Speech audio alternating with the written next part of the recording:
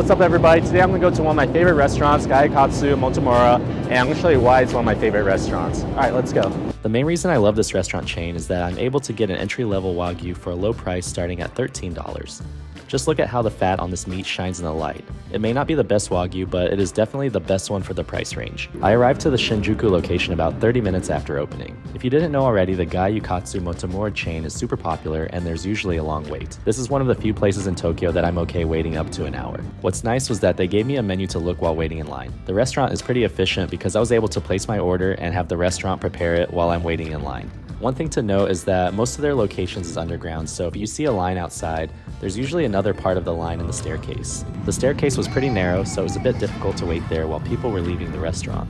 The wait ended up taking around 45 minutes. I ended up getting seated at the bar. It was a bit of a tight fit because the restaurant tried to maximize their seats in a small space. Each seat came with its own stone grill to cook the beef cutlets. It only took a few minutes for my food to arrive since I pre-selected it while waiting in line. I chose the 1.5 cutlet selection for about $16. It came with rice, miso soup, mochi, and different kinds of sauces.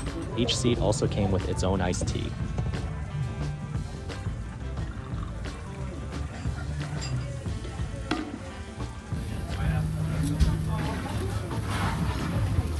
The beef is deep fried for a short time frame and cut into the thin pieces. The beef cutlets are still raw, so you'll have to cook them on the stone grill. What's nice is that you're able to cook it to the texture you prefer. Obviously, the longer you cook it, the more well done it would be. The beef sometimes would stick to the grill.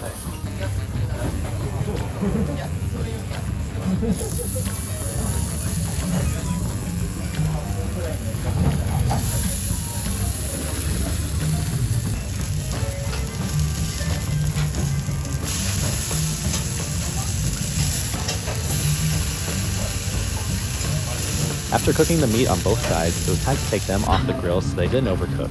There were plenty of sauces to dip the meat in. My favorite part about the meat is that it melts in my mouth similar to butter. I haven't had anything similar to this texture at this price range before. I made the mistake of not cooking my beef enough, so I put it back on the grill.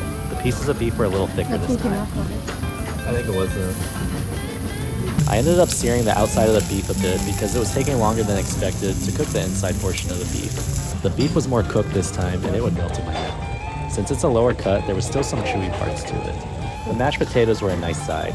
They're a little bit more solid texture than what is typical in America. The dressing used on the salad was delicious. I would also use it to mix with my rice. I liked how the dinner set also included dessert, which was mochi with some soybean flour on top.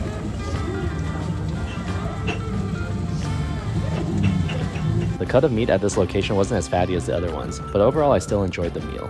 It's difficult to find Wagyu at this price point. I've also been to nicer Wagyu spots that cost more but didn't taste better.